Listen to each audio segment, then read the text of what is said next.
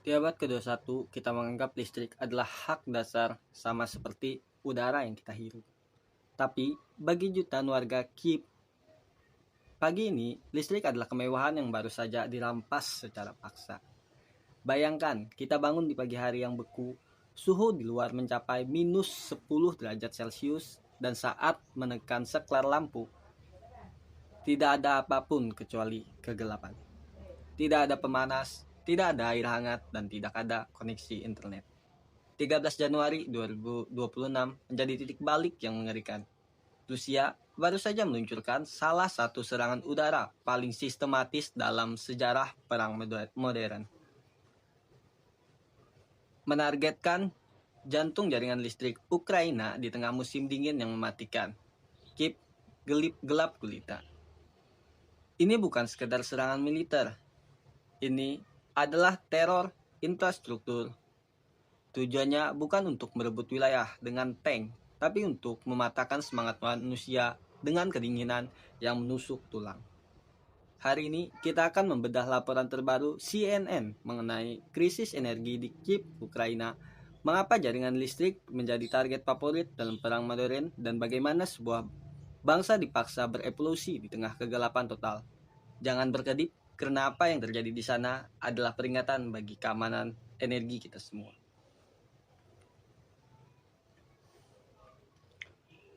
Berdasarkan laporan terbaru dari CNN per 13 Januari 2026, Rusia menggunakan taktik saturation attack.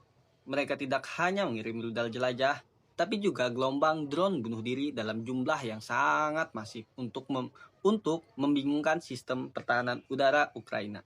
Tujuannya satu, berhasil menghantam gardu induk utama yang memasok listrik ke area permukiman padat. Skala pemadamannya sangat besar. Lebih dari 40% wilayah di Kiev kehilangan akses listrik total seketika. Masalahnya bukan hanya lampu yang mati. Di Kiev, sistem pemanas sentral bergantung pada pompa listrik besar. Saat listrik mati, pipa air di dalam gedung mulai membeku dan pecah. Ini adalah bencana berantai. Serangan ini difokuskan pada apa yang disebut oleh para ahli sebagai critical nodes, atau titik-titik distribusi yang jika hancur akan melumpuhkan seluruh blok perkotaan tanpa bisa dialihkan jalur cadangannya. Ini adalah operasi intelijen energi yang sangat presisi dan dingin. Yang menjadi pertanyaan, mengapa infrastruktur energi menjadi target utama? Jawabannya, karena dalam perang modern tahun 2026, listrik adalah aliran darah ekonomi dan militer. Bayangkan sebuah kota besar sebagai tubuh manusia. Tanpa listrik, saraf komunikasi kita mati. Digital berhenti berdenyut dan paru-paru kota, yaitu logistik, pangan, dan air tersumbat total. Rusia melakukan ini karena sadar bahwa mereka tidak bisa menang dengan cepat di garis depan pertempuran. Maka mereka memilih strategi attrition atau pengurasan. Mereka tidak menyerang tentara di parit. Mereka menyerang moral warga sipil di apartemen. Tujuannya adalah menciptakan gelombang keputusasaan, memicu pengungsi baru dalam jumlah jutaan ke Eropa dan memberikan tekanan ekonomi luar biasa bagi negara-negara barat yang membantu Ukraina. Ini adalah perang psikologis dan kegelapan adalah medannya.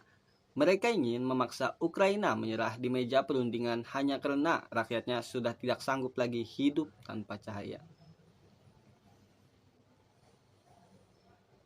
Ada lapisan masalah yang lebih dalam yang jarang dibicarakan media arus utama, yaitu krisis suku cadang global. Memperbaiki jaringan listrik yang meledak tidak semudah menyambung kabel di rumah. Kita bicara soal transformator tegangan tinggi ukuran rumah yang beratnya berpuluh-puluh ton. Masalahnya, dunia saat ini sedang kekurangan stok transformator raksasa tersebut. Permintaan energi hijau di Amerika Serikat, Eropa, dan Tiongkok sedang melonjak tinggi, membuat antrean produksi di pabrik manufaktur mencapai 18 bulan hingga 2 tahun. Rusia tahu fakta ini. Setiap kali mereka menghancurkan satu gardu induk di Kiev, mereka tahu Ukraina tidak bisa membelinya di toko manapun. Barat harus mengalihkan stok mereka sendiri, yang berarti melemahkan ketahanan energi mereka sendiri. Ini adalah perang catur di tingkat manufaktur global, di mana setiap ledakan di Kiev bergetar hingga ke bursa komoditas di London dan New York. Namun, di tengah kegelapan yang pekat ini, ada satu sisi positif yang luar biasa untuk kita pelajari: ketangguhan dan inovasi. Ukraina saat ini sedang menjadi laboratorium terbesar di dunia untuk pengembangan energi terdesentralisasi. Karena sistem jaringan pusat atau central grid terbukti sangat rapuh terhadap serangan. Rakyat Ukraina mulai membangun sistem mandiri. Muncul ribuan microgrids di tingkat komunitas. Apartemen-apartemen mulai memasang panel surya di balkon dan baterai penyimpanan energi skala besar di rumah mereka. Rumah sakit kini ditenagai oleh unit hidrogen portable. Sisi positifnya, Ukraina sedang mempercepat transisi energi dunia menuju sistem yang anti rapuh. Mereka membuktikan bahwa masa depan keamanan sebuah negara bukan terletak pada satu atau dua pembangkit listrik raksasa, melainkan pada jutaan titik energi kecil yang tersebar dan mustahil untuk dihancurkan secara bersamaan. Pelajaran dari Kiev hari ini adalah cetak biru tentang bagaimana kita semua harus mengatur energi di masa depan yang semakin tidak pasti.